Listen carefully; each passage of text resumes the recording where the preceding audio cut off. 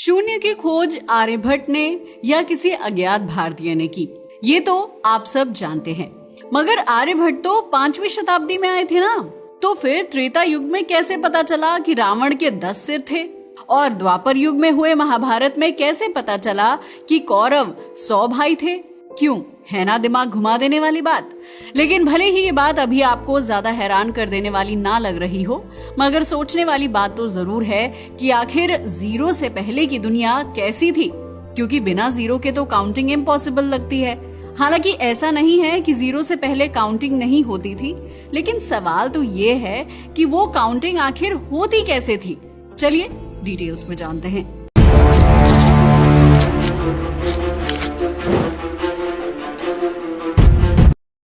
शून्य की खोज 5वीं सदी में हुई, मगर जब तक शून्य की खोज नहीं हुई थी तब तक क्या काउंटिंग नहीं होती थी?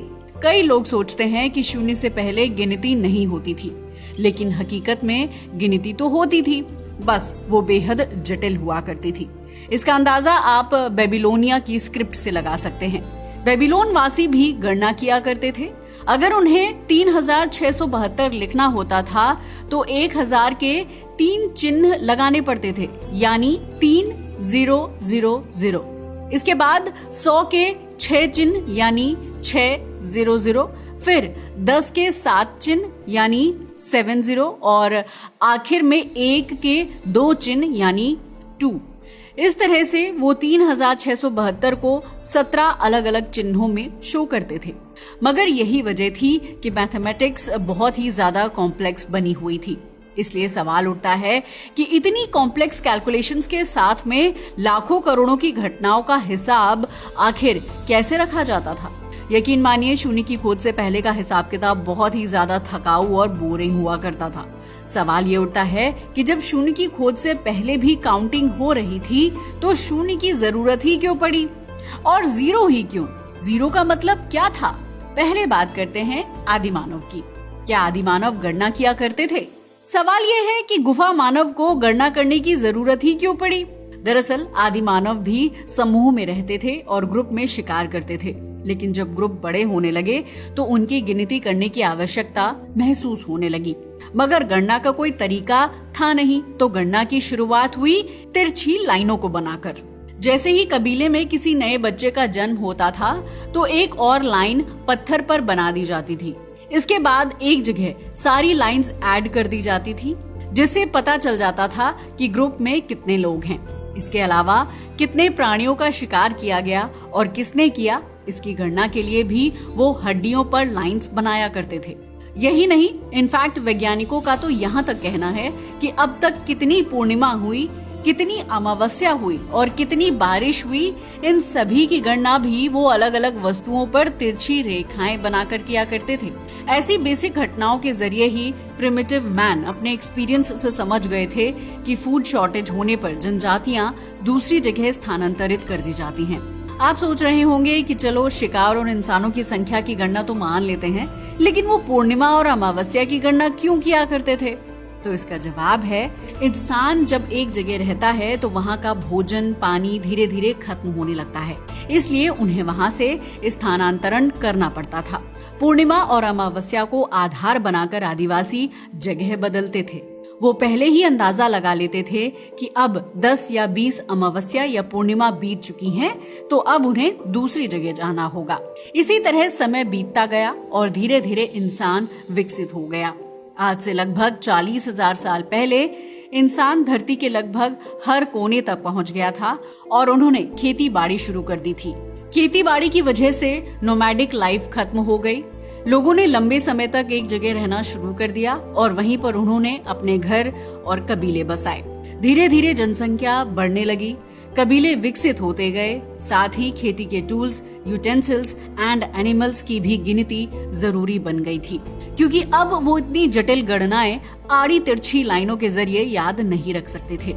इसलिए उन्हें सटीक गिनती करना जरूरी हो गया और इसकी शुरुआत हुई थी अफ्रीका के स्वाजीलैंड में। दरअसल अफ्रीका के स्वाजीलैंड में लगभग 22,000 साल पुरानी एक हड्डी मिली थी, जिसका नाम लेबोम्बो बोन रखा गया है। अगर इस हड्डी की बात करें तो ये ह्यूमन कैलकुलेशन मेथड का अब तक का सबसे पुराना सबूत माना जाता है। आप जानकर हैरान रह जाएंगे कि इस हड्डी के ऊपर बहुत ही बारीकी से हॉरिजॉन्टल लाइनें बनाई गई थी। ऐसा माना जाता है कि ये किसी शिकारी गुफा मानव ने अपने अनुभव के आधार पर बनाई थी, ताकि ये हिसाब रखा जा सके कि किसने कितना शिकार किया है। ये बहुत ही पुरानी, बेसिक और ओल्ड गणना है। ऐसी गणनाओं में सबसे बड़ी समस्या ये होती थी कि जब भी 100 या 150 की संख्या हो जाती थी तो इन लाइनों को लिखना और बनाना दोनों बहुत मुश्किल हो जाता था। शायद यही वजह है कि 23,000 से 30,000 साल पहले किसी ने एक नया रास्ता खोज निकाला था। दरअसल ये बात है लगभग 30,000 साल पहले की, जब आज के चेक गणराज्य में 30,000 साल पुरानी हड्डियों पर बनाए गए लगभग 55 निशान मिले हैं। इसमें पहली 4 सीधी रेखाएं हैं, फिर 5वां तिरछा निशान और उसके बाद फिर से 4 सीधी रेखाएं और 5वां तिरछा। ऐसे ही कुल 30 और 25 इस तरह कुल 55 निशान बनाए गए हैं। ये सभी अंक 5 के कोएफिशिएंट में हैं। इसके बारे में वैज्ञानिकों का कहना है कि शायद हाथ की 5 उंगलियों को ध्यान में रखकर इसे बनाया गया होगा, लेकिन ऐसा नहीं है कि केवल यहीं पर इस तरह की गणना के संकेत मिले हैं। इनफैक्ट चेक गणराज्य और अफ्रीका जैसे क्षेत्रों में भी हड्डियों पर गणना के संकेत मिलते हैं, जिनकी एज अप्रॉक्स 20,000 वर्षों तक पुरानी मानी गई है। उत्तराखंड में भी एक हड्डी मिली है जिसमें 5-5 के स्लॉट में अलग अलग ढांचे बनाए गए हैं। इसमें 4 सीधी रेखाएं, फिर 5वीं एक तिरछी रेखा होती थी। इस तरह से 5-5 के आंकड़ों के आधार पर गणना बहुत आसान हो जाती थी, क्योंकि अब इस गणना को किसी अधूरी या अनगिनत लाइन से नहीं बल्कि समूहों में समझा जा सकता था। लेकिन संख्याओं को लिखने का सबसे पहला प्रमाण लगभग 4,000 से 5,000 साल पहले का दर्ज हुआ है। अगर प्राचीन बेबीलोनियाई अंकीय गणना की बात की जाए तो वहां पर अगर 2,58,457 लिखना हो तो वहां के लोग 2 लाख के लिए 2 बड़े निशान, 58,000 के लिए अलग चिन्ह और 457 के लिए एक अलग चिन्ह बनाया करते थे। दरअसल 2,58,000 और 457 को अलग अलग इसलिए लिखा जाता था क्योंकि उस समय शून्य का आविष्कार नहीं हुआ था। शून्य का आविष्कार न होने की वजह से बेबीलोन वासियों ने अपने अंकों को समझने के लिए एक नया तरीका अपनाया था। प्राचीन भाषाओं में संख्याओं के अलग अलग चिन्ह बनाए गए थे और वो कोणीय रूपों यानी क्यूनिफॉर्म में ही लिखा करते थे। जैसे कि हमने अभी बताया, अगर किसी बेबीलोन वासी को 3,672 लिखना हो तो उसे 1000 के 3 चिन्ह, फिर 600 के 6 चिन्ह, उसके बाद 70 के लिए 7 चिन्ह और आखिर में 2 के लिए 2 चिन्ह लगाने होते थे। हालांकि संख्यात्मक गणना में कहीं पर भी 0 नजर नहीं आता था। वहीं अगर 4,000 से 5,000 साल पहले के भारत की बात की जाए तो उस समय 2 तरीके से गिनती की जाती थी। एक थी शाब्दिक और दूसरी थी संख्यात्मक यानी आंकड़ों के आधार पर। जैसे कि 999 आज की हिंदी गणना के आधार पर ऐसे ही लिखा जाता था, मगर शाब्दिक में लिखा जाता था नव नवति नव। इनफैक्ट प्राचीन ग्रंथों में तो ज्ञान की संज्ञा को संख्या के रूप में वर्णित किया जाता था, जैसे कि 10 सहस्त्र, बुद्ध, लक्ष्य, शंख, निखर्व, पदम, महापदम, शंखु, जलधि एटसेट्रा। वैसे तो भारत में सब कुछ सही था, लेकिन समस्या ये थी कि जब भी न्यूमेरिकली एनर्जीज की गणना की जाती थी तब शून्य का आविष्कार नहीं हुआ था। इसलिए शून्य का प्रयोग न करते हुए उस समय अंकों को नए नाम और सिंबल के रूप में पेश किया जाता था। जैसे कि संस्कृत में 10 को दश, 20 को विंशति कहा जाता है, जबकि रोमन में 10 को x, 50 को l, 100 को c और 1000 को m लिखा जाता था। वहीं अगर ग्रीक की बात की जाए तो 10 को आयोटा, 20 को कप्पा और 30 को लैम्डा के रूप में लिखा जाता था। मगर ऐसा लिखने की वजह से बहुत सारी संख्याएं बहुत बड़ी हो जाती थी। अलग अलग संख्याओं को अलग अलग नाम से याद रखना भी मुश्किल हो जाता था। अगर यूरोप की बात करें तो उस समय रोमन साम्राज्य था। वहां अगर किसी को 8,732 लिखना होता था तो इसके लिए वो लिखते थे MMMDCCXXXII। तो आप खुद ही सोचिए इतनी डिटेल में तरीकों को याद रखना कितना मुश्किल हो जाता होगा। साथ ही भारतीय उस वक्त अंकों को लिखने के लिए 9 अंकों को जानते थे, इसलिए 1 से 9 अंकों से ही सारी कैलकुलेशंस करनी होती थी। और ये केवल भारत की समस्या नहीं थी, क्योंकि शून्य के आविष्कार से पहले ये समस्या दुनिया के हर कोने, हर कल्चर और हर सभ्यता में थी। हालांकि उस वक्त भी बड़ी बड़ी गणनाएं होती थी, उन्हें किसी भी तरीके से कर लिया जाता था।